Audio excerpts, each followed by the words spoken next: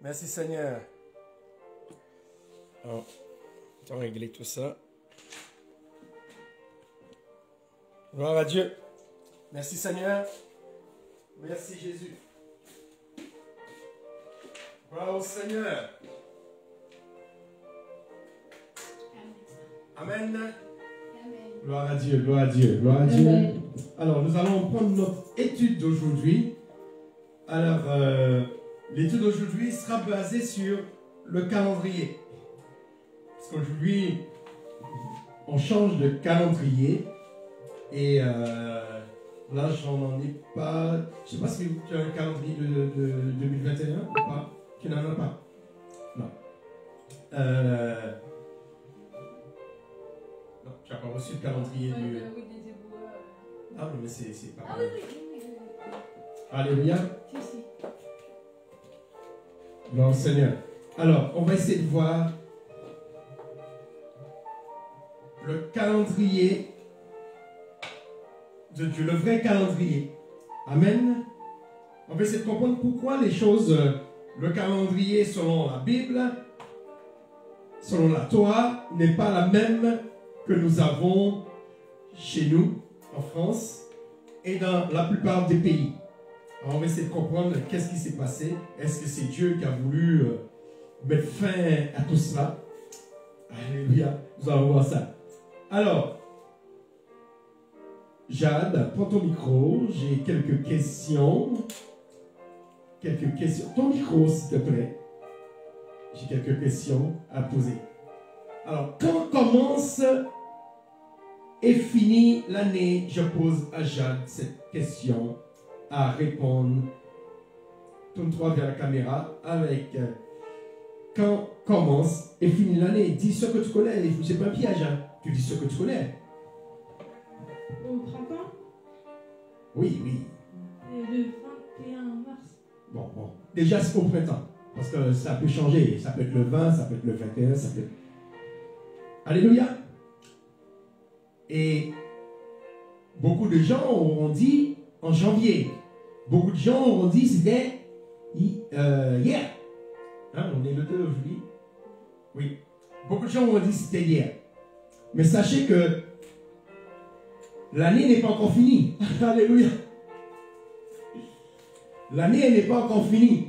Ce ne sont pas les hommes qui décident quand commence l'année ou quand finit l'année. Dieu a mis dans le ciel des signes. Amen. Dieu a mis dans le ciel, prenons cela. Prenons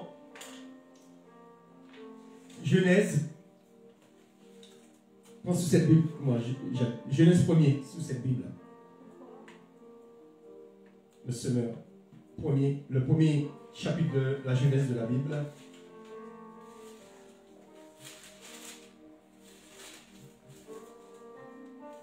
Genèse 1er. Je ne sais pas pourquoi j'ai garé l'autre lunette.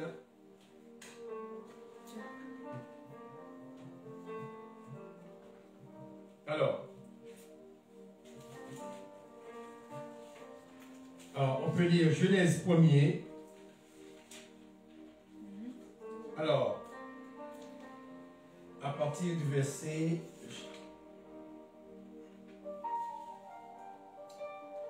Alors, nous allons lire ça.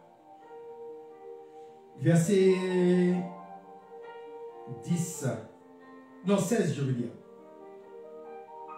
Je pense qu'on peut prendre plus tôt.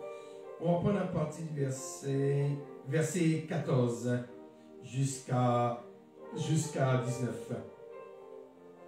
Tu peux prendre cette version, nous lire cette version que tu as là.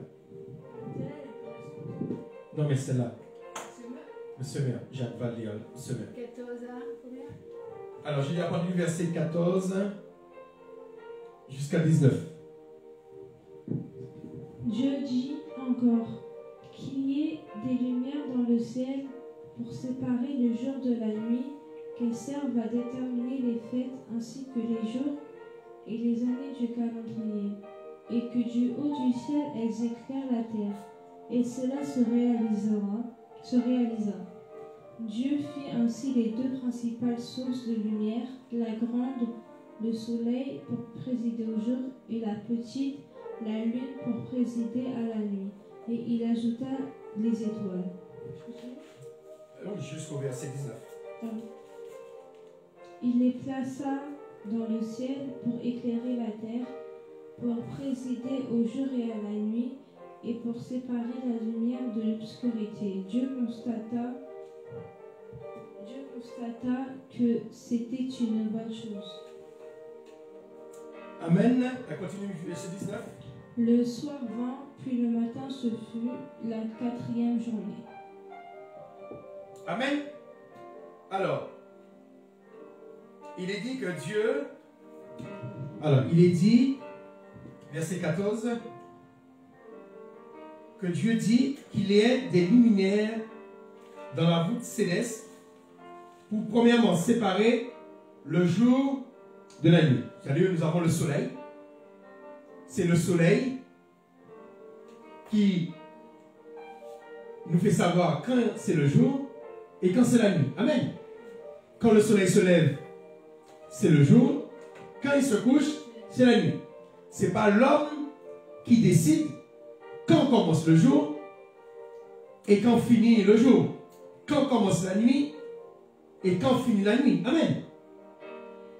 Dans notre calendrier, le jour commence à quel moment? Répondez. Dans notre calendrier, chaque jour commence à quelle heure? Vers 8h, 7h. Non, je parle dans notre calendrier. Par exemple, le 1er janvier, le 2, le 3, c'est à quelle heure ça commence? Ton micro? Minuit. À minuit. Amen. Mais, selon le texte qu'on a vu là, Dieu, pour qu'on puisse savoir à quelle heure commence le jour, à quelle heure commence la nuit, il a mis quoi? Des luminaires. Il a mis des luminaires. Mais c'est surtout la grande, le soleil. Dieu fit les deux grands luminaires. Le plus grand luminaire pour présider au jour et le plus petit luminaire pour présider à la nuit. Amen. Qui veut dire, tant que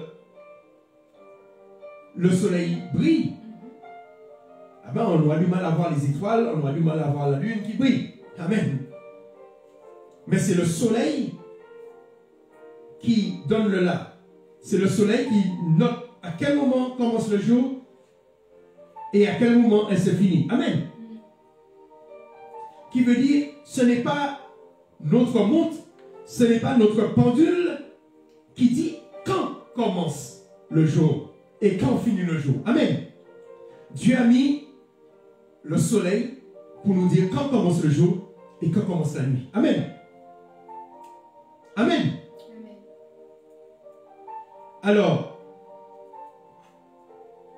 le jour, à quel moment commence le jour? Le matin. Le matin. Amen. Le matin. Le matin. Est-ce que le matin commence à minuit? Non.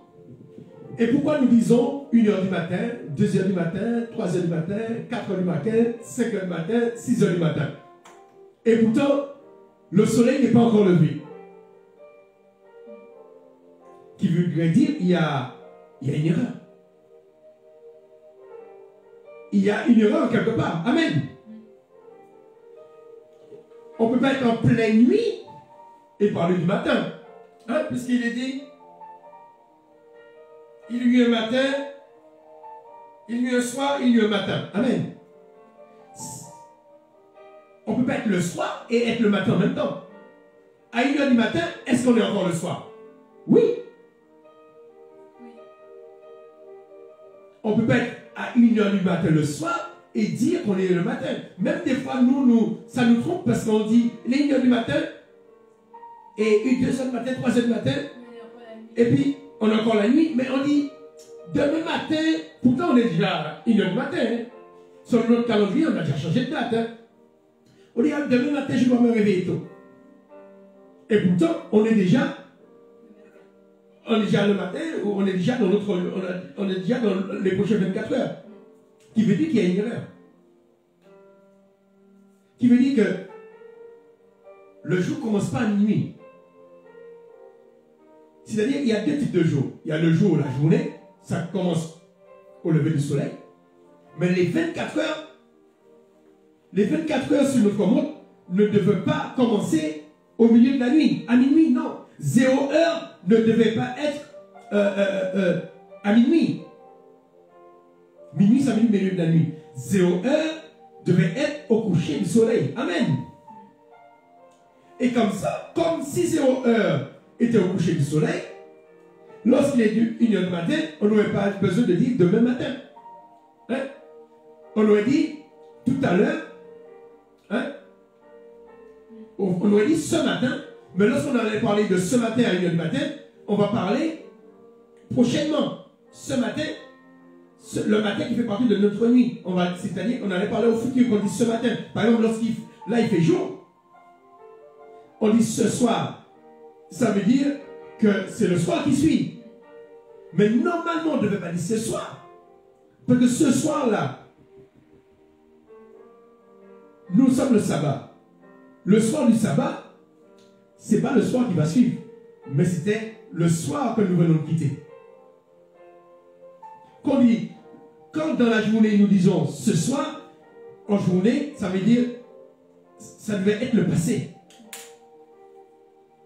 Et quand dans la nuit, on dit ce matin, ça veut dire que c'est pas le matin qui est passé, mais c'est le prochain matin. Qui veut dire que les hommes ont tellement changé les choses que ça nous a embrouillés. Ça nous embrouille. Mais selon le calendrier de Dieu, on voit là, au départ, Dieu a mis des deux grands luminaires. Deux grands luminaires. Surtout le plus grand pour marquer le jour. À quel moment que chaque jour se termine. Mais non seulement le jour, qu'est-ce que ça dit? Continue la lecture. Le jour est à la nuit. Oui, après. Et pour séparer la lumière d'avec les ténèbres. Dieu vit que c'était bon. Non, avant ça. Et qu'ils servent pour les signes. Pour quels signes? C'est-à-dire les signes dans le ciel, les saisons, les jours, les époques et les années. Qui veut dire que c'est le soleil qui nous dit à quel moment commence le jour, à quel moment commencent les saisons, c'est-à-dire printemps, hiver. Alors, donne-moi la liste des printemps. On commence par le printemps. Après le printemps. Printemps, été, automne, hiver. Automne, hiver. Printemps, été, automne, hiver. Et aussi les années. Amen. Les jours et les années. Là, on a vu les jours, mais les jours et les années. Ça veut dire que même si on n'avait pas de montre, qu'elle soit à aiguille ou des montres quartz, c'est-à-dire qu'on a les chiffres, quel que soit là qu'on se trouve dans le monde, on sait à quel moment commence chaque jour.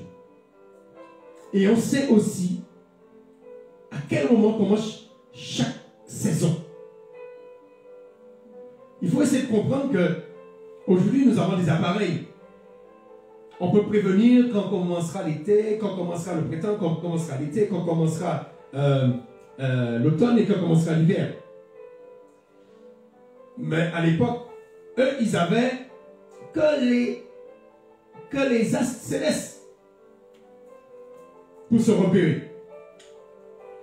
Et nous, aujourd'hui, non seulement on a tous ces astres célestes, ils sont toujours là, ils ne sont pas tombés. Ils sont toujours au ciel.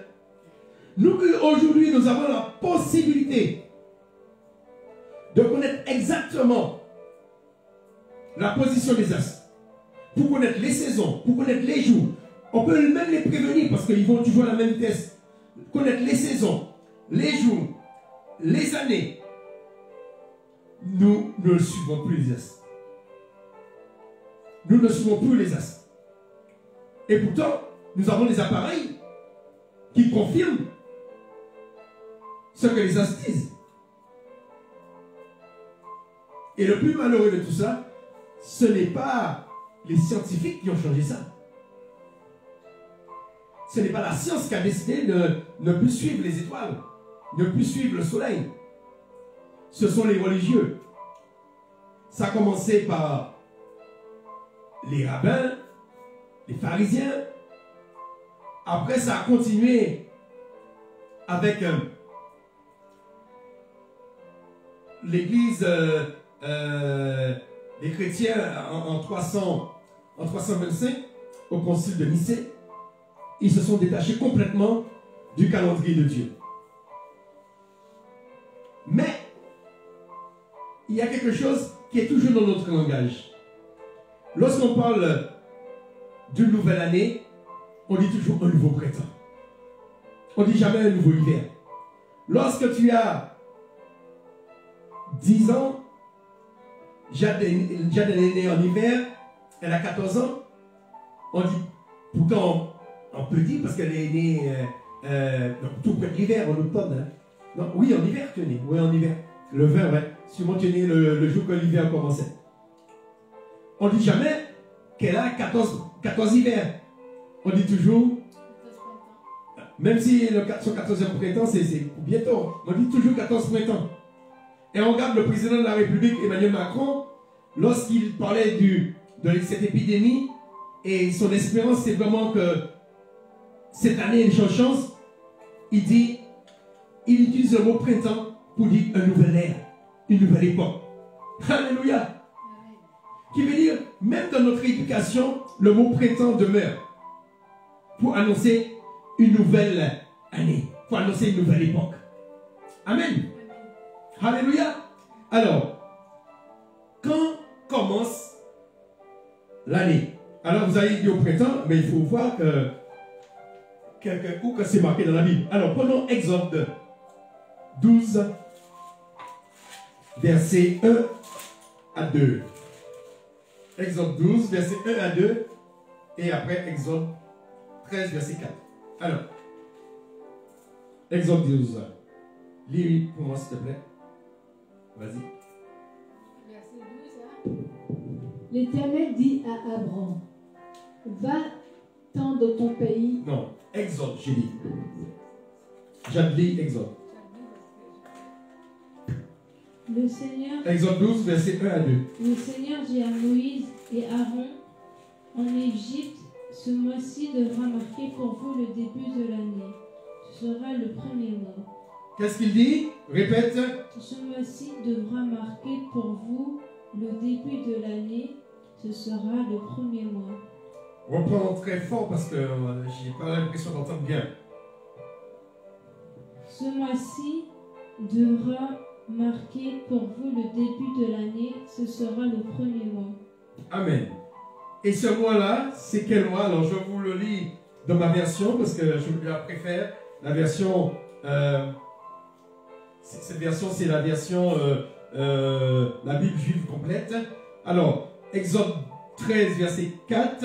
Et ce mois, tu pars aujourd'hui au mois d'Aviv. Hein? D'autres versions disent le mois des épis, mais j'aime bien le mois d'Aviv parce que le mois Aviv, ça veut dire en français, qui se rappelle, Jacques, Aviv, qu'est-ce que ça veut dire en français?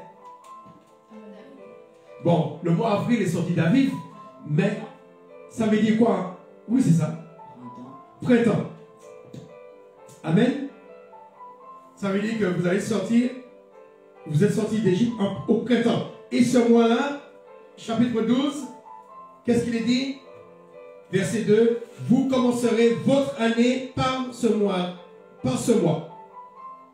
Ce sera pour vous le premier mois de l'année. Alléluia. Amen. Là, on est au printemps. On n'est pas en hiver. Amen. Comment se fait-il qu'on commence l'année en hiver? Alors, on va pouvoir expliquer tout ça tout à l'heure. Pourquoi les hommes ont choisi l'hiver?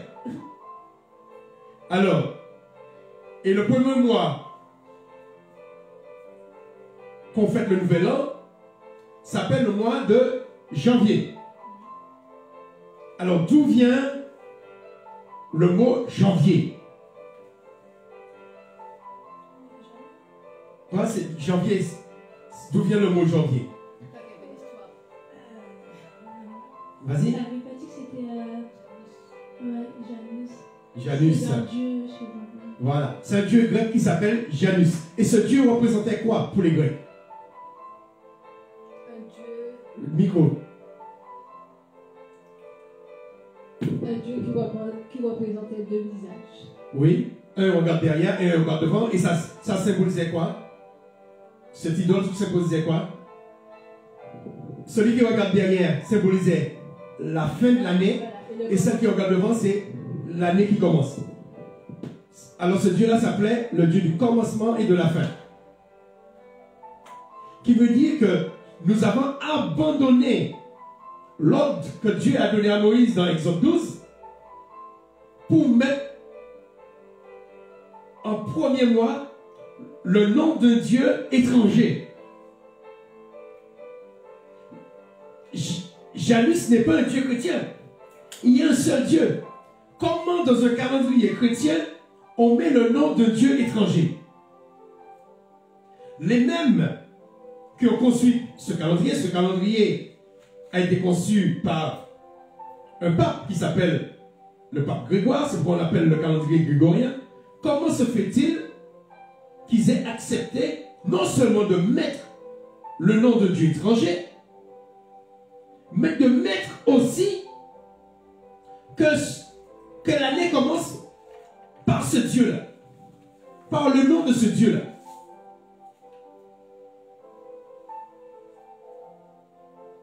Alors on peut se dire qu'il y avait sûrement un intérêt. Peut-être qu'il y avait des intérêts. Parce que peut-être je vais vous dire quelque chose qui est peut-être une révélation pour certains, et puis d'autres, c'est pas une révélation. Mais c'est une époque que le christianisme était mélangé avec la franc-maçonnerie. Et les marchands, les businessmen, c'est eux qui ont exigé que ce mois-là soit dans l'année. Parce que c'est leur mois de porte-bonheur, si vous voulez. C'est pourquoi on fait des vœux. Parce que eux, ils faisaient des vœux à ce Dieu-là. Vous comprenez?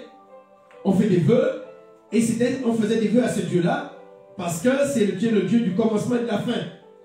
Pour eux, quand ils faisaient un vœu à ce Dieu-là, ils avaient des chances que leurs vœux soient entendus.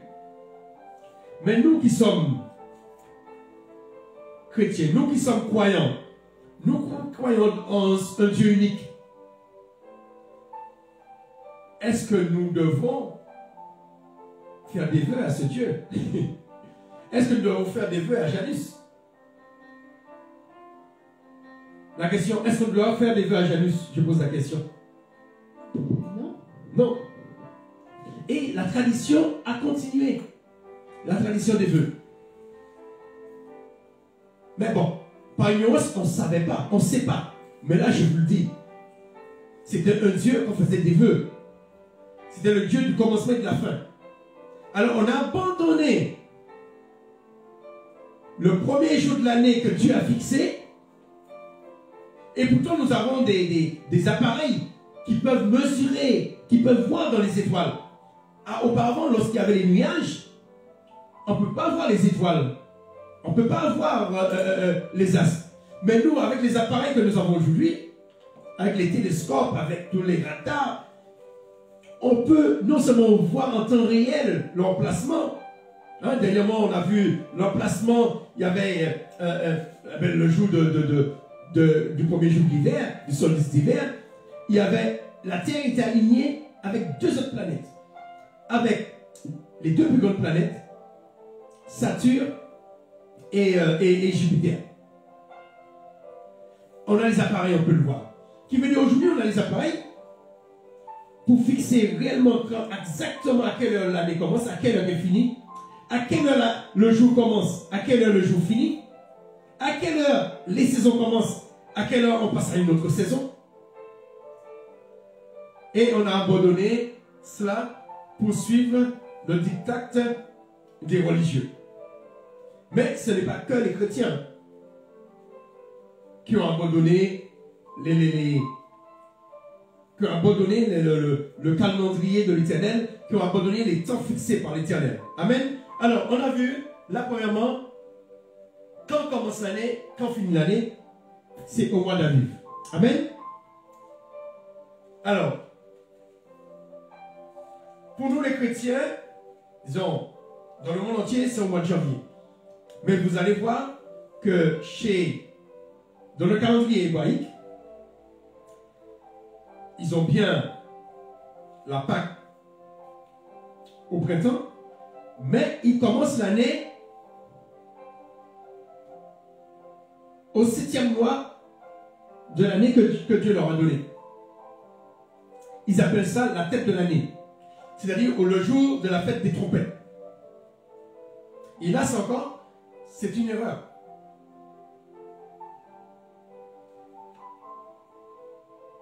Ils ont décidé de changer la fête de l'Éternel, qui était la fête des trompettes. La fête des trompettes qui sonnait le corps pour annoncer l'arrivée du Messie, la venue du Messie. Ils ont changé cette fête en la tête de l'année. Et tout à l'heure, nous allons voir cette expression, la tête de l'année. Qu'est-ce que ça veut dire? Parce que c'est là que beaucoup se trompent. La tête de l'année, on a changé ça en nouvelle lune. Alors du coup, il y a certains, je dis la tête de l'année et puis la tête des mois. Les gens confondent. Ils ont changé ça en nouvelle lune et ils pensent que chaque nouvelle lune, c'est un nouveau mois qui commence. C'est parce que c'est une mauvaise compréhension. Amen. Mais on va voir ça tout à l'heure quand on va faire les mois, à quel moment les mois commencent. Alors,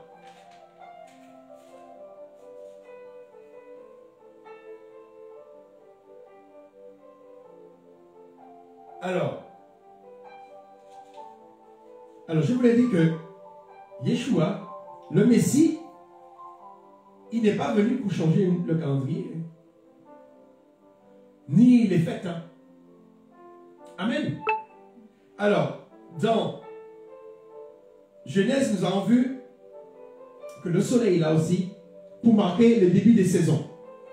Amen. Alors, les débuts des saisons, c'est ce qu'on appelle la tête des mois. C'est-à-dire que vous avez le printemps, l'été, l'automne, l'hiver. Chaque premier mois de chaque saison, c'est la tête de mois. Amen. Et le texte dans Exode 12 qu'on a vu, non seulement le printemps, c'est le premier mois de l'année, mais en même temps, c'est la tête du printemps. C'est la tête d'une saison. Il y a 4 têtes de mois. 4 têtes. Ça veut dire que le premier mois du printemps, c'est une tête de mois. Le premier mois de l'été, c'est une tête de mois. Le premier mois de l'automne, c'est une tête de mois. Le premier mois de l'hiver, c'est une tête de mois. Qui veut dire que chaque tête de mois est donc dans un groupe de 3 mois. Alors, la tête de mois, c'est le premier mois. La deuxième tête de mois, c'est le 4e mois. C'est au moment où commence l'été. Le 7e mois, c'est la tête du 3e mois. La troisième tête de mois, commence au 7e mois.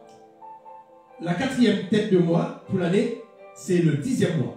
Amen. Et quelque chose, je voulais vous dire que pour vous montrer que c'est comme ça cela se passe auparavant. Avant que Constantin puisse changer les choses en l'an 325. Le mois de septembre, ça veut dire 7e mois. Aujourd'hui, le mois de septembre, c'est le 9e mois. Le mois de novembre, ça veut dire 9e mois. Aujourd'hui, c'est le 11e mois. Le mois de décembre, comme on dit, décembre, c'est 10. Décembre, décimètre, décamètre, tout ce qui commence par C, ça veut dire 10. C'était le 10e mois. Aujourd'hui, c'est le dernier mois, c'est le 12e mois. Et je voulais vous dire aussi, dans une année, il y a 12 mois. Et le chiffre 12 est très important. Il y a 12 mois. Et vous allez voir dans le calendrier hébraïque, comme eux, ils suivent la lune, ils ont des mois qui font 9 jours et demi. Alors du coup, ça leur fait 354 jours, au lieu de 365 jours et demi. Alors du coup, ils sont obligés pour rattraper, pour que la Pâque tombe toujours au printemps, tous les 4 ans, ils ajoutent un 13e mois. Mais il n'y a pas 13 mois. Parce que chaque début de mois, sur le plan spirituel, c'est une porte. Et dans la cité de Dieu, il y a 12 portes. Il n'y a pas 13 portes. Hein? On sait que beaucoup disent que le chiffre 13, soit ça leur porte de chance ou ça leur porte pas de chance. Parce que le chiffre 13, il y avait Jésus avec les 12. Mais sachez, si Jésus a choisi 12 apôtres, ce n'est pas par hasard. Parce que le chiffre 12 représente 12 portes. À Jérusalem, le mur de Jérusalem avait combien de portes? 12 portes. Il y avait combien de tribus d'Israël? 12 tribus d'Israël. Alléluia. Et on pourrait remonter au patriarche. Il y avait combien de juges? 12. Alléluia. Le chiffre 12 est très important. Et nos amis, nos frères juifs poursuivent le calendrier de la lune. Mais ils sont obligés de, tous les 4 ans, d'avoir 13 mois. Tandis que s'ils suivaient le calendrier solaire, s'ils suivaient le calendrier comme il est dit dans Genèse, s'ils suivaient le grand luminaire, non pas le petit luminaire, eh bien, ils allaient avoir, ils auraient eu leurs 12 mois. Parce que les seuls qui observent le calendrier comme Dieu l'a dit à Moïse, qui commence au printemps et finit au printemps, ce sont les Iraniens. Et eux, ils font exactement comme Dieu voudrait qu'on fasse. Eux, chaque tête de mois, chez chaque début de saison, comme on a vu dans Genèse, le premier de chaque trimestre, c'est le premier d'une saison. C'est le premier du printemps, c'est le jour de l'an. Et en même temps, c'est le premier jour du printemps.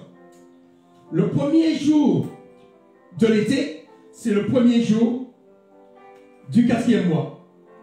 Le premier jour de l'automne, c'est le premier jour du 7e mois. Qui veut dire que c'était ce jour que les Juifs doivent fêter la fête des trompettes. Et non pas le nouvel an. Non pas, c'est bien la tête des mois, mais ce n'est pas la tête de l'année. C'est bien une tête de mois, mais ce n'est pas une tête de l'année. Il y a 4 têtes de mois. Mais il y a une seule tête de l'année. C'est au printemps. Ce n'est pas à l'automne. Ce n'est pas à l'été. Ce n'est pas en été. Ce n'est pas en hiver. Amen. Et en hiver, c'est le 10e mois, comme décembre. Vers le 21 décembre, c'est la tête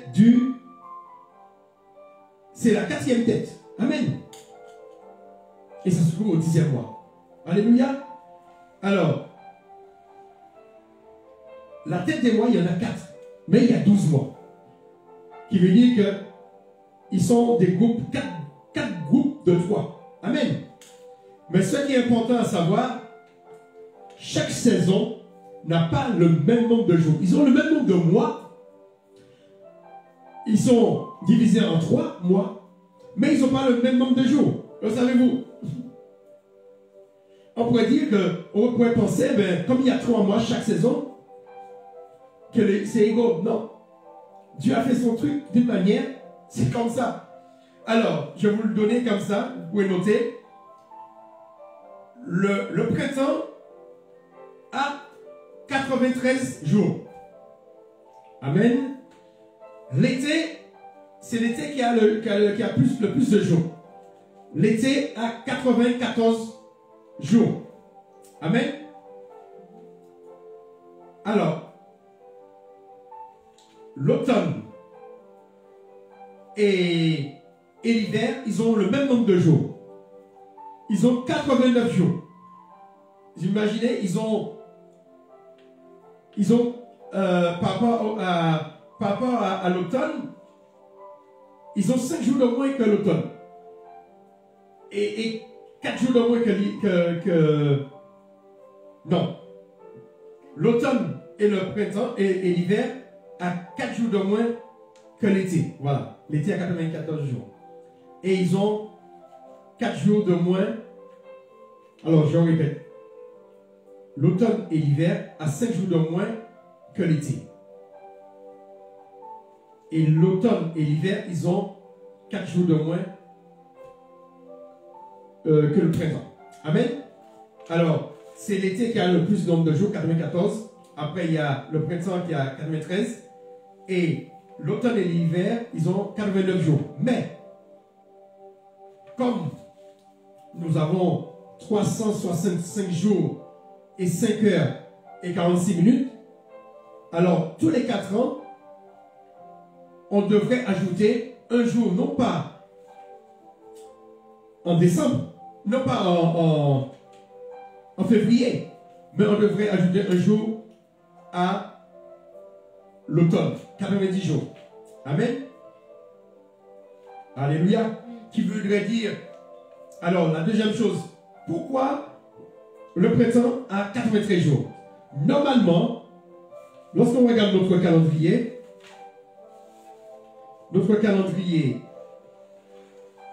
alors, si on commence au printemps, alors si on fait, ça commence, le printemps de cette année commence le 20, et normalement ça finit en juin. Juin, ça te fait, juin là.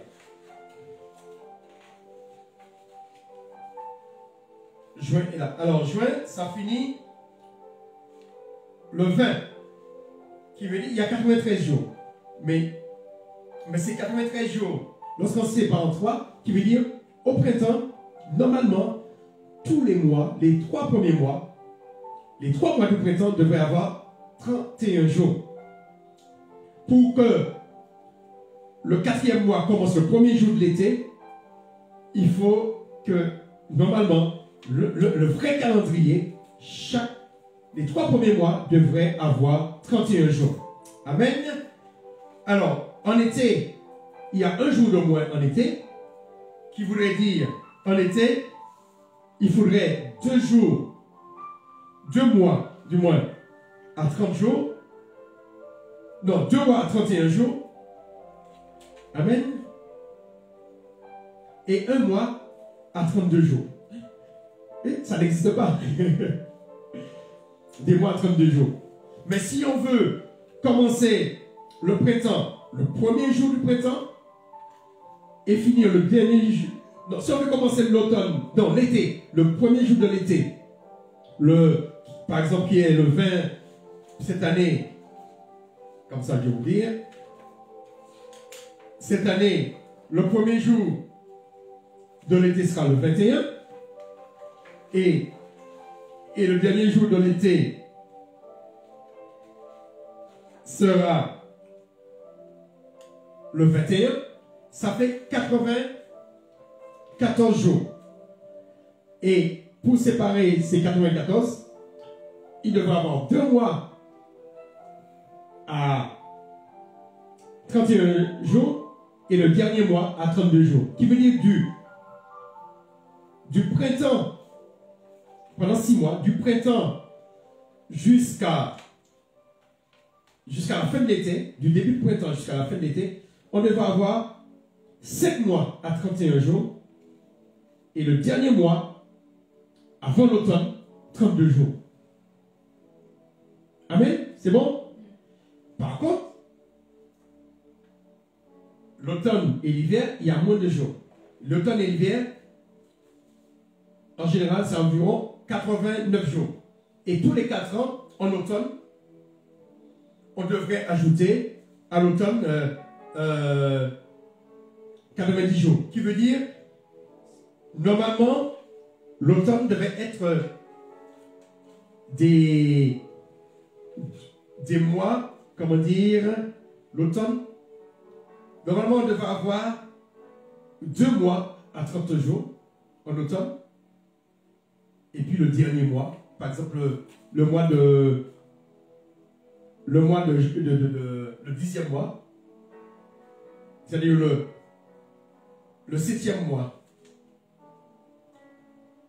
le 8e mois,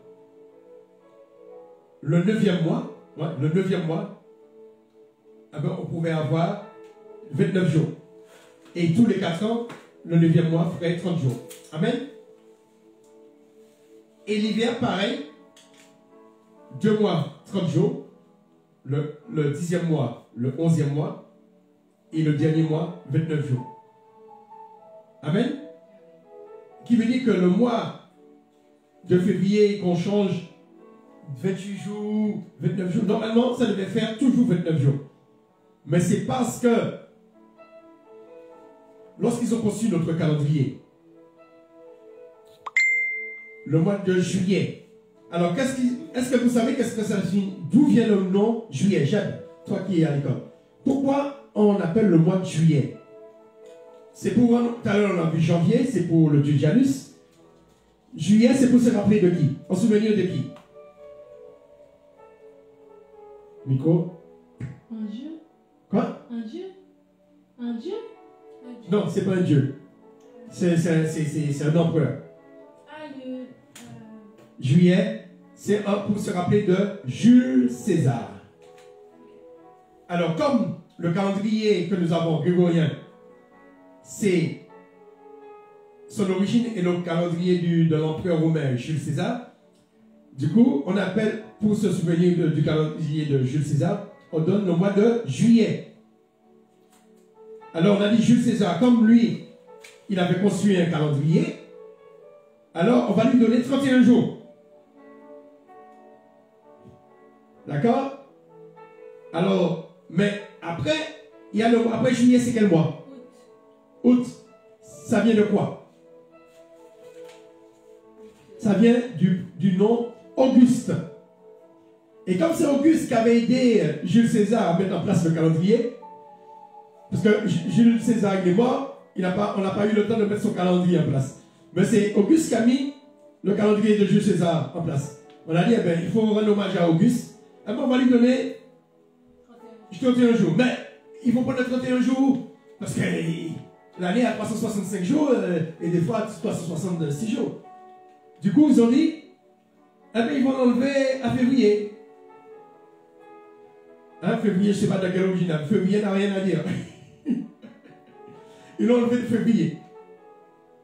Et c'est comme ça, on se retrouve, parce que vous voyez bien qu'en général, on fait 30, 31. Chaque mois, 30, 31. Mais vous allez voir que les 2 mois 31 se suivent. Hein? Parce que normalement, le calendrier grégorien, c'est comme ça. Janvier 31, après vous avez moins de jours, après mars 31, avril 30, mai 31, juin 30, juillet 31, août 31. Alors c'est à cause de cela, vous voyez, ce n'est pas par rapport aux astres, ce n'est pas par rapport aux luminaires, mais c'est c'est pour des raisons politiques, pour des raisons philosophiques, c'est pour des raisons humaines.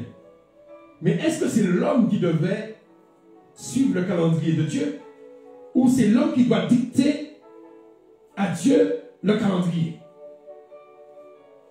Là, nous avons fait le contraire. Amen. Alors là, nous avons vu la tête des mois. Et nous avons vu que pour le début des mois, c'est-à-dire chaque tête de mois, il suffit de se diviser. Et nous avons dit que normalement, les 5 premiers mois devaient avoir 31 jours. Et le 6e mois, combien? Si vous vous rappelez, 32 jours. Ça, c'est le premier semestre. Printemps, été. Et les 2 autres mois, le deuxième semestre, de l'automne au printemps, devait avoir l'automne 89 et tous les 4 ans 90. et l'été, tout le temps, 89 jours. D'accord? 2 mois de 30 jours et 1 mois de 29 jours. Alors, maintenant, nous allons voir les 2 derniers points. Le début de la semaine. Bonne question, Jade. Quand commence la semaine? Dimanche. Dimanche à quelle heure? Dimanche à quelle heure? Là, c'est une colle. Aïe, aïe, aïe. Quoi? Le micro, s'il te plaît. Arrête de bouger. Au coucher du soleil. Dimanche au coucher du soleil. Qui veut dire dimanche, dimanche soir. Ah, il y a un problème là. Alors, aujourd'hui, nous sommes le sabbat. D'accord? Le sabbat, c'est quel jour? C'est le premier jour, le dernier jour, le 7e jour, c'est quel jour? Le 7e. Le sabbat finit à quel moment? Le sabbat finit au coucher du soleil. Au coucher du soleil, tout à l'heure, nous serons quel jour? Non, on ne sera pas dimanche. On sera quoi? Dimanche commence à minuit. Au coucher du soleil tout à l'heure. On est samedi. Normalement, ça devait être dimanche. On sera le premier jour de la semaine. Mais tout à l'heure, on va voir que comme les hommes, ils ont changé le début des jours, ils commencent les jours à minuit. Du coup, ils ont retard sur le début des jours. Qui veut dire, le sabbat commence, pas le sabbat, le premier jour de la semaine commence au coucher du soleil. Amen. Alors, on va voir ça. Prenons Matthieu 28. Verset 1er. Alors, pour moi, j'ai Matthieu 28. Dans le Nouveau Testament, Matthieu 28.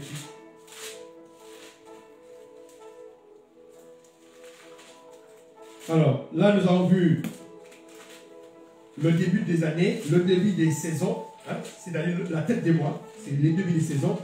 Là, on voit le début des semaines et on va finir par le début de chaque jour. Parce qu'on nous a déréglés complètement.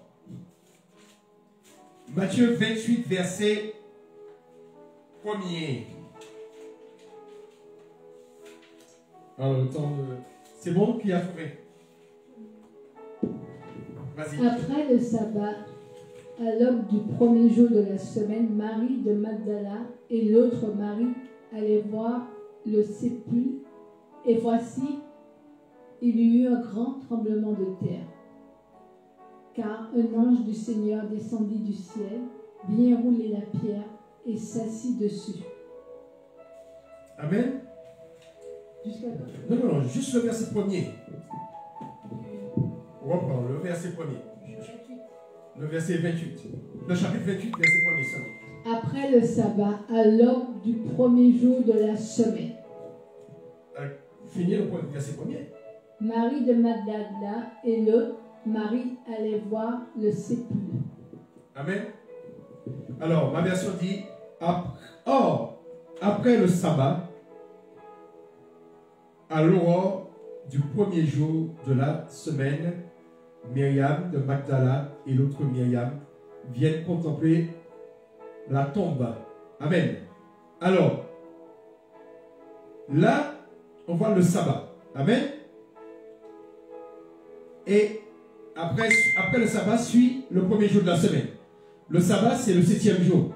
Alors, j'aimerais vous dire que dans la Bible, vous n'allez pas trouver, vous allez trouver des versions français courant pour qu'on puisse comprendre.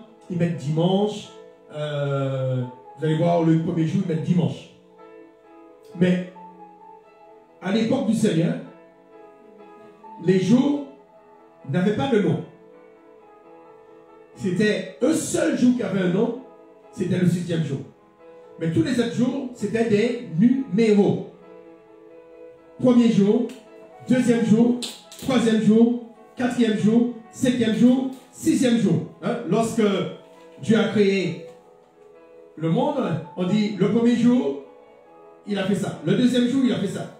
On ne dit pas dimanche, on ne dit pas lundi, on ne dit pas tout ça.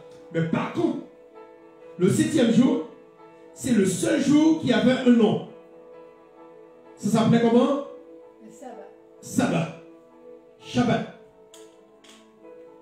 Pourquoi il avait un nom? Parce que c'était un jour à part. Amen. Jésus dit, concernant le sabbat, que l'homme n'a pas été fait pour le sabbat.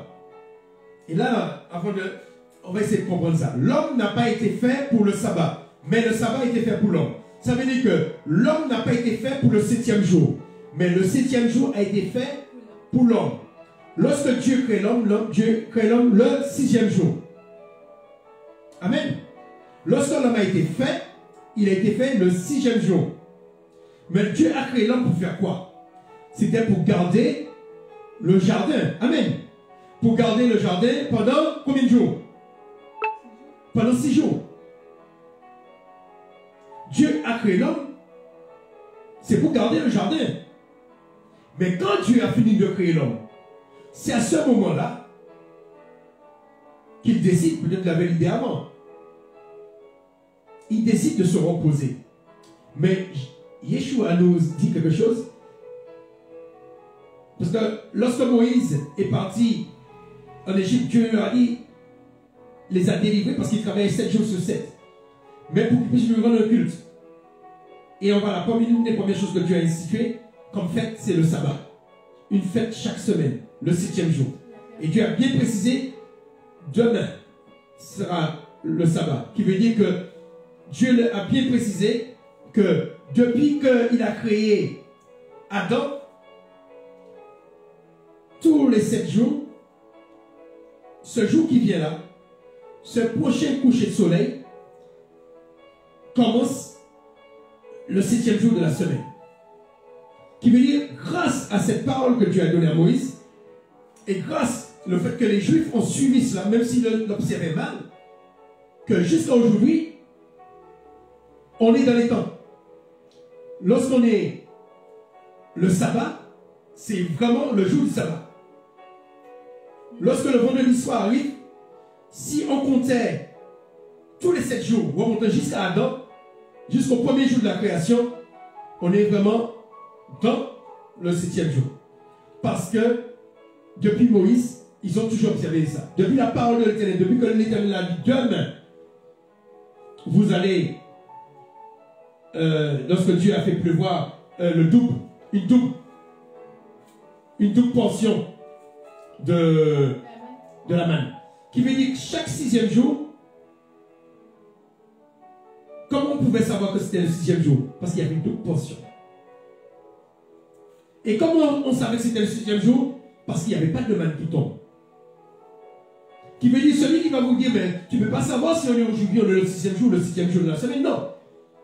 Grâce au miracle de l'Éternel, au miracle de la manne, on sait quand on est le 6e jour et quand on est le 7e jour. Amen. Pourquoi? Parce qu'il y a 2 signes. Les autres jours, il y avait la manne tombée, une seule portion. Mais le 6e jour, il y avait 2 portions. Alors celui qui avait oublié,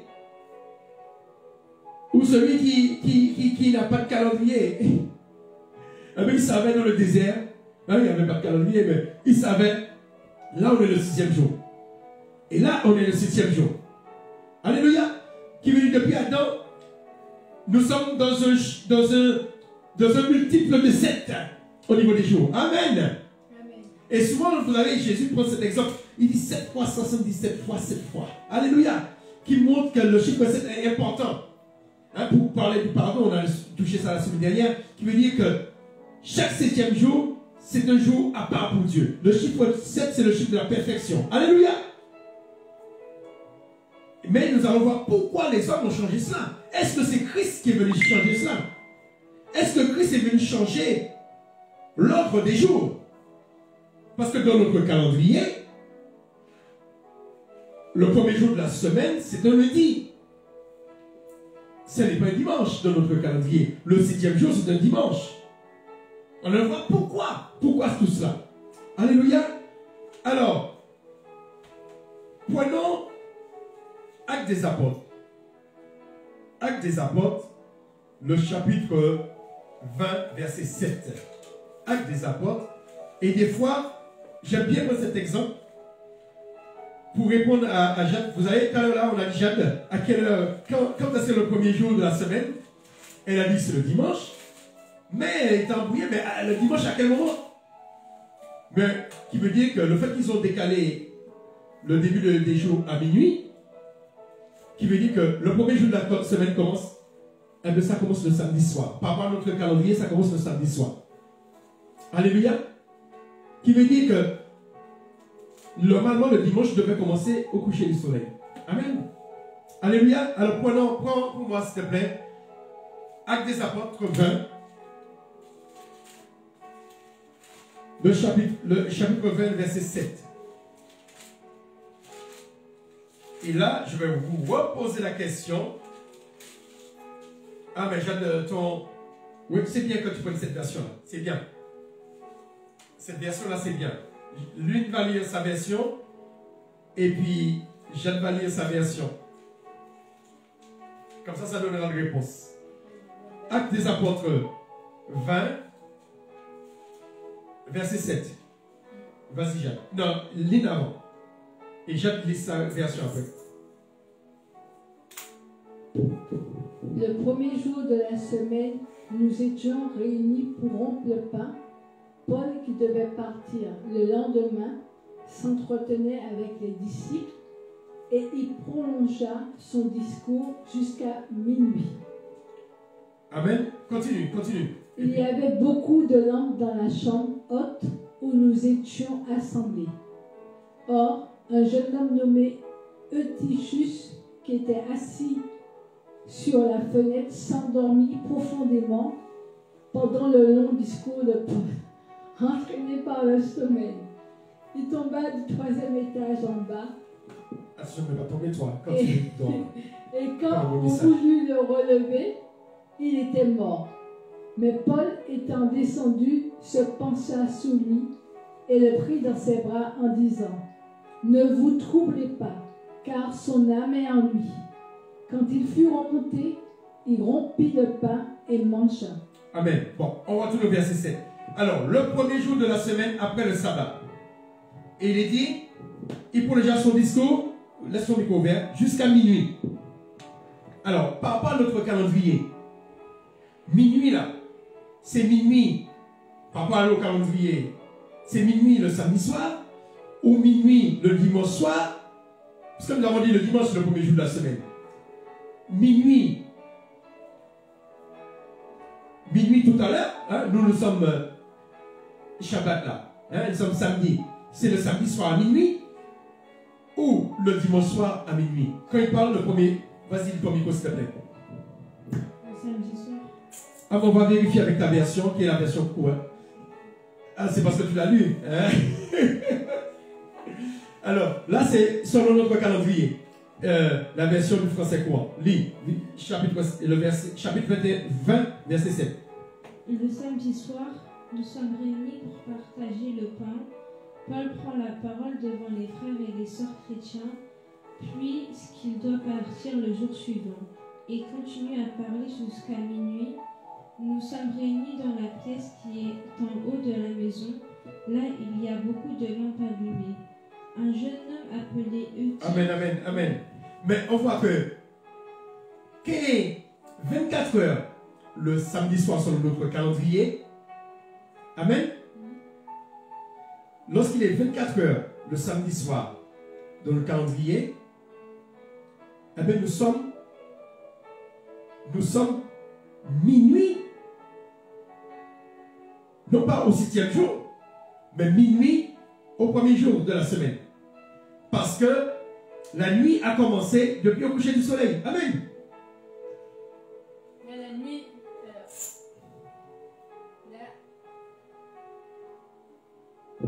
la journée de la première semaine a commencé là. Ouais, là, ça a commencé. Là, nous sommes le premier jour de la semaine. Parce qu'il fait nuit.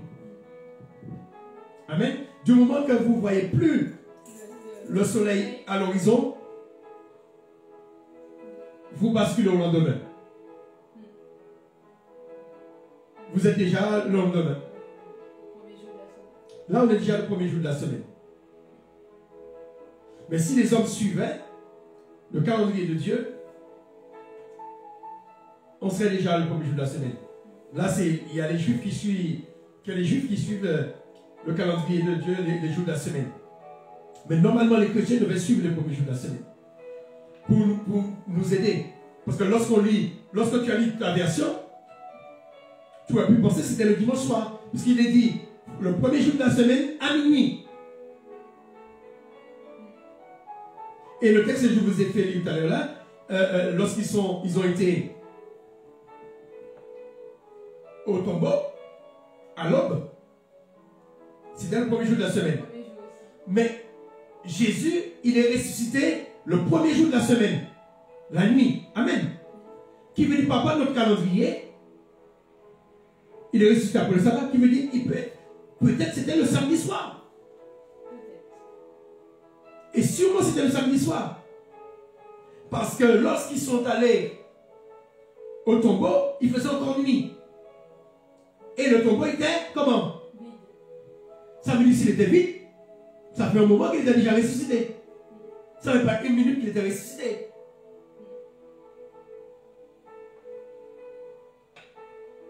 Qui veut dire, lorsque nous disons que Jésus est ressuscité le dimanche, c'est pas sûr.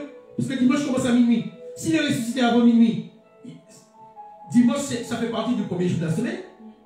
Mais le premier jour de la semaine commence pas à minuit. Commence le samedi soir. Et finit le dimanche après-midi. Le dimanche soir, c'est le deuxième jour de la semaine qui commence. Et ça finit au coucher du soleil le lundi. Le lundi soir fait partie du troisième jour de la semaine. Chaque soir commence un nouveau jour. Alléluia. Amen. Alors, nous allons faire, prenons Jean, nous allons faire Jean 1. Jean verset 20 du moins. Jean verset 20. Parce qu'on va un peu insister dessus. Jean verset 20, on va lire 2 versets. Jean, le chapitre 20, le verset,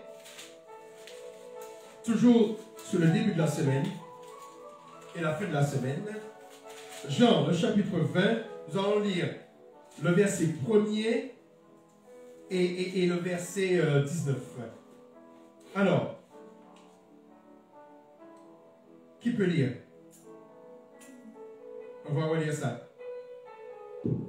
Le premier jour de la semaine, Marie de Magdala se rendit au sépulcre dès le matin, comme il faisait encore obscur. Et elle vit que la pierre était ôtée du sépulcre. Amen. Elle lit aussi le verset 19. Le soir de ce jour, qui était le premier de la semaine, les portes du lieu où se trouvaient les disciples étaient fermées à cause de la crainte qu'ils avaient des Juifs. Jésus vint, se présenta au milieu d'eux et leur dit, « La paix soit avec vous. » Amen. Alors, Jacques, tu vas lire dans ta version et moi je vais lire dans ma version. Le dimanche matin, très tôt, Marie de Magdala part vers la tombe. Il fait encore nuit, il y avait une grosse pierre à l'entrée et Marie voit qu'on l'a enlevée. Alors elle part en courant, elle va trouver Simon-Pierre et l'autre disciple, celui que Jésus... Non, tu lis seulement le verset 1er et le verset 19. Tu as lu le verset 1er, lis le verset 19. Le soir de ce même dimanche, les disciples sont réunis dans une maison. Ils ont fermé les portes à clé parce qu'ils ont peur des chefs juifs. Jésus vient et se tient au milieu d'eux. Il leur dit, la paix soit avec vous. Amen. Alors, la version de Jacques, le jour commence à minuit. Hein, c'est le calendrier commun. Amen. Mais la version de ligne et la version que je vais lire, c'est dans le contexte juif. Amen. Ce sont des jours qui commencent au coucher du soleil. Alors, ma version dit, ça, cette version-là, c'est la version Chouaki. Alors, la version Chouaki dit, le premier jour après le sabbat, tôt, dans les ténèbres encore, dans la nuit encore, Myriam de Magdala vint au sépulcre et regarde la pierre. Et regarde, la pierre du sépulcre avait été enlevée. Et au verset 19, écoutez bien, c'est donc le soir de ce premier jour après le sabbat, les portes de la maison où les abdètes étaient rassemblés sont fermées parce qu'ils frémissaient, parce qu'ils avaient peur des Yéhoudim, des Juifs. Alors, toutes ces versions que nous avons lues,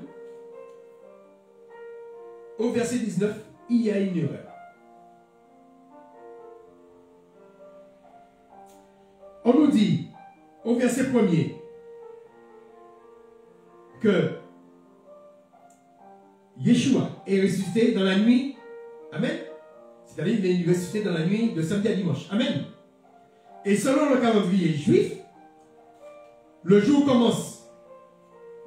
Le premier jour de la semaine commence le soir et finit au coucher du soleil du dimanche. Amen. Jésus au verset 19. À quel moment qu'il entre dans la chambre haute? Est-ce qu'il entre pendant la journée ou il entre le soir? Au verset 19. Le soir. Amen. Jésus, il est ressuscité quand? Le premier soir de la semaine. Amen. Est-ce que le même soir, il y a eu un soir, il y a une journée, ça, le premier jour de la semaine est fini? Est-ce qu'on est d'accord? Après commence un autre soir. Et c'est à ce moment-là qu'il entre, lis ta version, c'est à ce moment-là qu'il entre, qui veut dire qu'on n'est plus le soir du premier jour de la semaine. Qui veut dire que là mérite une réforme. Et là on voit que toutes, même les versions les plus proches de l'hébreu, ils se trompent. Jésus peut pas être ressuscité le premier soir de la semaine, et le lendemain soir, c'est toujours le premier soir de la semaine. Lis ta version, reprends. Le soir de ce jour qui était le premier de la semaine, les portes du lieu où se trouvaient les disciples étaient fermées, à cause de la crainte qu'ils avaient des Juifs.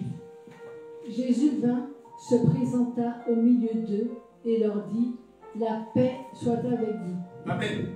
Alors c'était encore ce qui veut dire, là on était le lendemain soir de la résurrection. Amen. Et beaucoup de versions disent le soir du même jour de la résurrection, c'est faux. Par rapport à notre calendrier. Mais si le Seigneur, il est ressuscité avant minuit, s'il est ressuscité avant minuit, la version courante, français courant, dit faux. Lorsque tu comptes les jours à partir de minuit à minuit, vous avez une nuit, un jour, une nuit. Mais là, la nuit précède toujours le jour. Qui veut dire que là, je suis en train de faire un appel. Que ça mérite d'être corrigé. Là, il y a erreur. Dans notre calendrier, dans la même journée, il y a 2 soirs. Amen. Vous avez, comme on commence à minuit et on finit à minuit. Vous avez de minuit jusqu'à 6 h du matin. Après, vous avez le jour. Et du coucher du soleil jusqu'à minuit. Mais là, dans la Bible, c'est pas comme ça. C'est la nuit, c'est du coucher du soleil au lever du soleil, c'est la nuit. Et du lever du soleil au coucher du soleil, c'est le jour. Ça mérite une réforme. Amen. Même cette version, la Bible juive complète, elle dit, concernant le jour que le Seigneur est entré dans la chambre haute, le soir de ce même jour. Le premier jour de la semaine. Non. C'est une erreur. C'est le soir, pas de ce même jour. C'est le soir du deuxième jour de la semaine. Amen. Il ne peut pas avoir deux soirs de... Si Jésus est ressuscité le soir du premier jour de la semaine, il y a eu toute une journée. Il y a eu les femmes qui sont venues au tombeau. Jésus est venu. Après, il y a eu le lever du jour. Jésus n'est pas venu pendant cette nuit-là. Ce n'est pas le soir du même jour. Il y a eu le lever du soleil. Il y a eu comment ça s'appelle, les gardiens qui ont été voir les chefs religieux pour leur dire que le tombeau il est vide, qu'ils ont vu un ange, qu'ils ont vu, etc. Ils ont pris la fuite et on les a payés pour qu'ils ne puissent pas dire qu'il est ressuscité. Les gardiens ont constaté que Jésus était ressuscité. Mais ça s'est passé dans la journée. Qui veut dire que le fait qu'on a changé les calendriers, même les théologiens s'en mêlent les pinceaux. Et pourtant, ce sont des versions très proches de l'hébreu. Ce sont des hébreux, des chrétiens hébreux, messianiques qui ont écrit ces versets. Même ceux qui sont les intellectuels de la Torah, ils se trompent. Alors ça demande une vraie réforme. Amen. Alléluia. C'est pourquoi je vous ai fait toucher ces versets pour montrer que le fait qu'on change les débuts des semaines, on se trompe. Le fait qu'on a changé les débuts des jours, on se trompe. Le fait qu'on a changé les débuts des années, on se trompe. Le fait qu'on a changé les débuts des saisons, on se trompe. Normalement, chaque trimestre devait commencer au début de chaque saison. Le premier trimestre devait commencer. Le jour du premier trimestre devait commencer le premier jour du printemps, vers le 20 mars, 21 mars. Le quatrième jour devait commencer vers le 21, le début de l'été, juin. Le septième jour devait commencer vers le 22 septembre. Et le 20 décembre, ou 21 décembre, Jacques qui est né le 20 décembre, ça va être le premier jour de l'hiver. Et on aurait même pu l'appeler comme de ce prénom hiver. Parce que tu es toute froide. Tu me ramènes la fraîcheur. Alors, une dernière chose. Le printemps, c'est comment il y a l'équinoxe. Ça veut dire que c'est le premier jour du printemps. C'est le premier jour. Ce jour-là, c'est l'équinoxe du printemps, ce qui veut dire que le jour et la nuit sont égaux. Ils font 12 heures chacun. Vous voyez, le chiffre 12 revient. La nuit, ce jour-là, à 12 heures pile, et le jour à 12 heures. Il y a 2 jours dans l'année qui ont 12 heures et 12 nuits pile. C'est à l'équinoxe du printemps, qui est le premier jour du premier mois selon le calendrier biblique, et à l'équinoxe de l'automne, le premier jour du 7e mois, la fête des trompettes. 12 heures chacun. Le premier jour de l'été, qui est le premier jour du 4e mois, c'est le jour le plus long et la nuit la plus courte. Ça s'appelle les solstices d'été. Solstice d'été. Vous avez le jour le plus long. C'est aux environs du 20, 21 ou 22 juin. Et l'hiver, le premier jour de l'hiver, c'est le solstice d'hiver. C'est vers le 20-21 décembre, selon notre calendrier. Et là, vous avez la nuit la plus courte.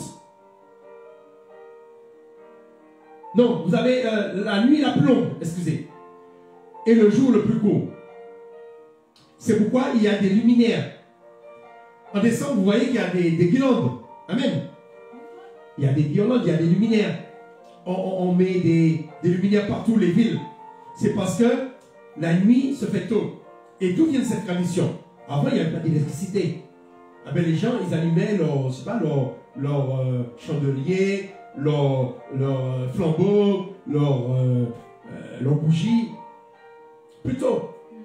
Parce que sachez que la nuit la plus longue, elle fait plus de 14 heures. Plus de 14 heures. Hein? Le soleil se couche. Ces jours-ci, on a les lunes longues. Le soleil se couche vers 17h ou 17h moins le quart et se lève vers 8h30, voire près de 9h, vers 9h du matin. Alors, c'est des nuits qui font près de 15, plus de 14h, 14h30. Amen. Et en été, on a le contraire. C'est des jours qui font plus de 14 heures. Amen. Alors, les solstices d'hiver, c'est là que vient cette tradition des luminaires. Parce que les gens, ils allumaient plutôt leur lampe et terminaient plutôt leur lampe le matin. Amen. Et c'est de là est venu tous ces luminaires qui veut dire que c'est une bonne tradition. Mais cette tradition doit nous rappeler quelque chose.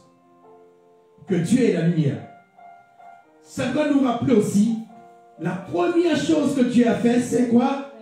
C'est la lumière.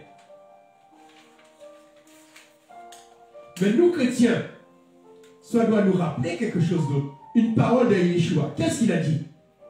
Il a annoncé un jour, le soleil, la lune, les étoiles, tous les luminaires. Qu'est-ce qui va se passer un jour?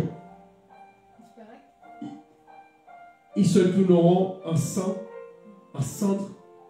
Ils ne donneront plus de leur lumière. C'est pourquoi nous devons bénir Dieu. Ah ben, chaque jour, le soleil se lève. Alléluia. Chaque jour, le soleil se lève, nous devons bénir Dieu. Chaque nuit que nous voyons la lune, nous devons bénir Dieu. Mais il y aura un signe dans le ciel. Ce sera un signe dans le ciel. Et quand le soleil sera éteint, le Seigneur ne sera pas encore venu. Hein. C'est pourquoi les gens qui disent le Seigneur vient, le Seigneur vient, le Seigneur vient. Oui. Mais on saura quand le Seigneur viendra le lendemain, c'est le jour que eh bien, il n'y aura plus d'est pour éclairer. Pour voir, il faudra que le Seigneur pour éclairer. Alléluia. Tant que le soleil est là, le Seigneur ne reviendra pas. Il faut que ça, tout ce qu'on voit là, qu'on a vu, ça c'est le début. Comme il dit, c'est comme le début de l'enfantement. C'est pas parce que tu as des douleurs le premier mois que si tu es déjà prêt pour accoucher. Non. Il faut attendre les contractions, les derniers signes. Amen. Tant que le soleil brille, non. Ce n'est pas encore la fin de temps. Parce que le Seigneur, il a mis les astres pour qu'on puisse savoir quand est-ce qu'il revient. Amen. Quand le soleil disparaîtra, ça veut dire que ce sera le temps des trompettes. Et vous savez comment on appelle les trompettes dans l'Apocalypse? Ce sont des tonnerres. Le tonnerre, c'est le bruit des trompettes. Ça veut dire les avertissements. Alléluia. Les avertissements. Les tonnerres.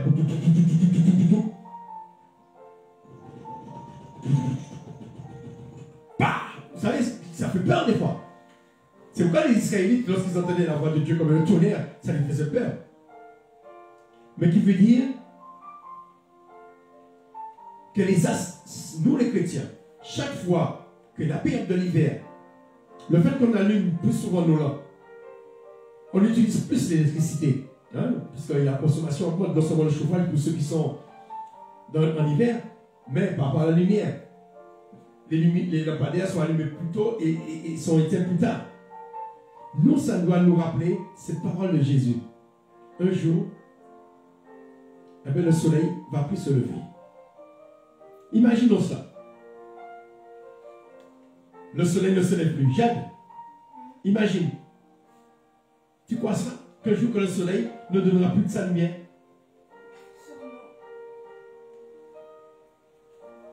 Et ça annoncera la fin. Alléluia. Alors, bénissons Dieu pour les luminaires.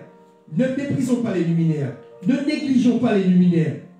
ils sont là à notre service. Tout ce que Dieu a créé est bon. S'il est bon, il faut qu'on l'utilise. Ce n'est pas seulement pour les astrologues. Et une dernière chose que je ne vous ai pas dit, le calendrier comment s'appellent ces gens-là, les signes du zodiaque, commence le 21 mars et finit le 20 mars. Eux, ils commencent au printemps. Comment ils le savent? C'est vrai parce qu'ils observent les étoiles, ils observent les astres, mais aussi parce qu'ils suivent ce que Dieu a dit à Moïse. Malgré les changements de calendrier, eux, ils n'ont pas changé. Ils ont juste changé la date. Mais avant, le premier signe, je ne sais pas c'est quoi, c'est Bélier, je crois.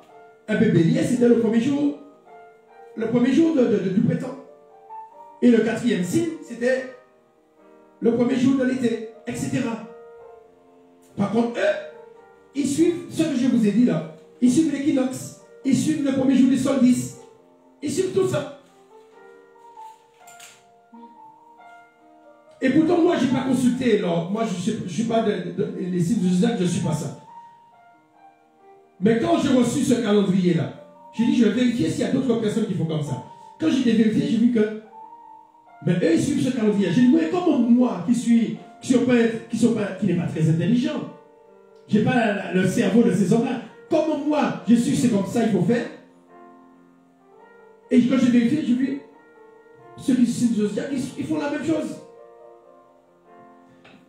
Bien qu'eux, ils ont des dates fixes. Hein, parce que des fois, le début de l'été, ça peut être le 20, ça peut être le 21, le 22. Mais bon, ils ont mis des dates fixes. Mais le calendrier iranien, eux, ils suivent exactement ce calendrier-là. Ça ne les gêne pas. Chaque année, le premier jour du printemps, c'est le nouvel an chez eux. Le premier jour de l'été, c'est le 4e mois chez eux. Le premier jour de l'automne, c'est le 7e mois chez eux. Le premier jour de l'hiver, c'est le 10e mois de chez eux. Alors je crois qu'il faut qu'on prie pour que nous puissions, nous les chrétiens, nous n'allons pas demander de brûler notre calendrier. Ce calendrier-là, on le garde, le calendrier grégorien, mais à côté, qu'on ait un calendrier qui nous donne le calendrier divin. Parce que je vous ai dit, il y a 12 portes. Et chaque porte a son importance. Chaque porte a un impact spirituel. Lorsque vous recevez des messages de pasteurs, de prophètes, au début de chaque mois sur le calendrier grégorien qui vous dit il faut jeûner, il faut prier, ça ne sert à rien. Puisqu'on n'est pas, ce n'est pas la porte. La porte, elle n'est pas là. La porte, elle est vers le 21 du mois. Si vous devez jeûner, prier à chaque porte de mois, à chaque ouverture de mois, à chaque début de mois, priez à chaque 21 du mois. Ou vers le 20. Ou vous faites le calcul que je vous ai fait là. Vous regardez quand est-ce qu'on commence la saison et quand est-ce qu'elle finit. Et vous divisez par 3. Les 2 premiers mois, c'est égaux. Et le dernier mois, vous ajoutez les jours qui sont en plus. Ou les jours qui sont en moins. Celui qui a le plus de jours ou le moins de jours. Alléluia. Et comme ça, vous saurez à quel moment commence chaque mois. Et comme ça, si vous voulez prier, parce que c'est très important. Rappelez-vous une dernière anecdote. Lorsque Jésus, il priait, et il y avait un homme au bord de l'eau. Et lui, il attendait qu'un ange puisse descendre du ciel. Amen. Et que le premier qui tombe dans l'eau, eh bien, ait sa guérison. Qu'il soit paralytique, mais lui, il était paralytique. Il fallait quelqu'un qui puisse le pousser. Mais le temps que quelqu'un vienne le pousser, la personne elle-même, si elle est malade, elle peut faire. Celle qui est aveugle, bien sûr, elle va se jeter. Et il y avait une bénédiction. Qui veut dire ce jour-là, une porte du ciel était ouverte. Lorsque le Christ s'est fait baptiser, qu'est-ce qui s'est passé? Il y a une voix qui est devenue du ciel. Une porte s'est ouverte. Alléluia. Lorsque nous voulons faire des vœux, il y a un temps pour chaque chose. Il faut que la porte soit ouverte. Le 1er janvier, la porte est fermée. Alléluia. Amen. Ou que vous êtes sûr qu'il y a une porte qui est ouverte, regardez votre calendrier, chez chaque jour le premier jour de chaque saison, à la tête de chaque mois, les 4 têtes de mois, printemps, été, automne, hiver, vous êtes sûr qu'il y a une porte qui est ouverte. Alléluia. J'espère que Dieu vous a enseigné. J'espère que Dieu nous a enseigné. J'espère que vous êtes édifiés. Mais cela, c'est quelque chose à savoir. En ce premier mois de l'année grégorienne, alors il est grégorien, une année grégorienne. Voilà. Il est important qu'on connaisse la vérité. Alléluia. Il est dit la vérité, vous vous affranchissez à vos droits libres. Alléluia. Maintenant, vous connaissez quand commence l'année, quand commencent les saisons, quand commencent les semaines et quand commence chaque jour. Chaque jour commence au coucher du soleil et non pas à minuit. Que Dieu soit béni. Soyez bénis. Alors, Lynn va remercier le Seigneur pour ces paroles. Alléluia. Et nous allons prier. Si pour tous ceux qui sont là. Alléluia. Éternel, merci. Merci pour ta révélation. God, Jesus. Merci pour ta bénédiction. Merci pour tes paroles que tu as mises dans la bouche de ton serviteur pour nous enseigner, pour nous faire vivre, pour nous mener vers ta lumière éternelle. Alléluia. Oui. Merci. Quand nous devons prier, de savoir bien si on est devant la bonne porte éternelle. Merci. Merci parce que tu as dit dans ta parole que le premier jour de l'année, c'est le printemps. Merci pour cela, éternel. Merci de la révélation. Merci pour ta parole. God be the Lord of Merci Jesus. pour ce que tu as mis dans la bouche de ton serviteur. Et merci pour tous ceux qui ont écouté à travers les réseaux sociaux, partout dans les 4 coins du monde, éternel. Amen. Amen. Alléluia. Gloire au Seigneur. Alors, nous allons prendre le pain pour... alors, c'est comme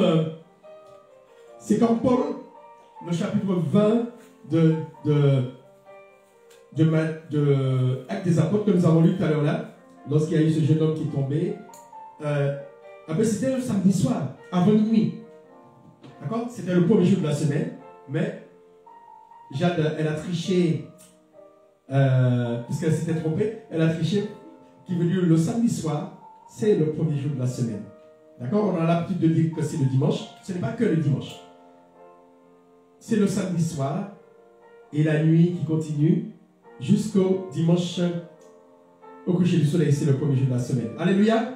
Et les apôtres, ils avaient comme habitude après le sabbat, ils prenaient le repas. Alors nous allons bénir Dieu pour ce repas. Alléluia. Je crois qu'il y avait, je ne sais pas si tu as noté ta prière, hein, non? Tu n'as pas noté. Ce sera la prochaine fois. Hein? Éternel, nous te présentons ce pain. Le pain de la vérité et de l'amour et du chemin. Merci pour ce pain, éternel. Dans ces moments difficiles, éternel, donne de ce pain, de ton pain, à tous ceux qui n'en ont pas, éternel. À tous ceux qui ont soif de ton pain. Bénis tous ceux qui n'ont pas, éternel. Tous ceux qui n'ont pas de quoi manger, éternel. Remplis leur grenier, toi qui es le Dieu des miracles. Toi qui connais toutes choses. Toi qui connais le temps. Et toi qui es le maître des temps et des circonstances. Éternel, donne à chacun leur pain nécessaire, Éternel, pour vivre. Et tous ceux qui ont perdu leurs emplois, Éternel, Amen. donne-leur Oh, bagay du travail, Éternel, pour qu'ils puissent acheter de quoi manger, Éternel. Merci, Éternel. Merci pour ton pain que nous allons rompre en famille. Amen. Alléluia. Gloire au Seigneur. Amen. Chacune prenez une coupe. Attention. Merci Seigneur. Seigneur, levons la coupe. Ce fruit de la vigne nous représente ton sang qui a coulé sur la croix, ton sang de la victoire, ton sang qui a coulé afin que par tes meurtrissures nous soyons guéris. Ce sang qui a jailli, God, you believe in lot, lorsqu'on a piqué ton corps et de l'eau et du sang a jailli. Mais Seigneur, nous buvons ce sang. Et tu dis, celui qui ne boit pas ce sang, eh bien, ne peut pas avoir la vie éternelle. Et tu avais dit aussi à la femme samaritaine, celui, tu peux donner une eau qui jaillira jusqu'à la vie éternelle. Une eau inépuisable. Seigneur, nous buvons ton sang et nous buvons cette eau qui vient de toi. Ton eau qui est ta parole. Alléluia. À toi seul soit la gloire et que tu bénisses toutes les familles. Toutes les familles. Que ceux qui sont malades soient guéris. Que ceux qui sont malades soient guéris par le nom puissant de Yeshua. Alléluia. Le Messie. Alléluia. Que le nom de Dieu soit béni. Amen. Soyez bénis.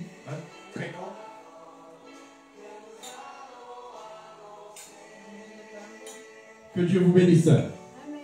Amen. Attends. On vient chaler ça.